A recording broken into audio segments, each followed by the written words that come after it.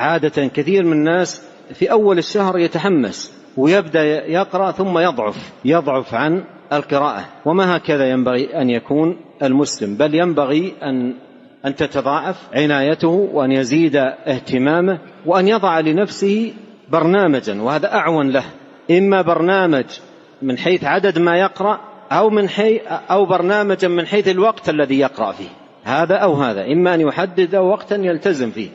يجعله القراءة. ثمة عباد خصصوا لي القراءة من الفجر إلى أذان الظهر وملتزمين بذلك على مصحفه عينه من صلاة الفجر إلى الظهر، ربما ينصرف لحاجة يسيرة وأوقات أخرى أيضا، فالحاصل يخصص من الوقت ما استطاع ويلتزم بالوقت المخصص الذي جعله القرآن، أو يخصص أجزاء معينة يلتزم بإتمامها كل يوم مع مجاهدة لنفسه على التدبر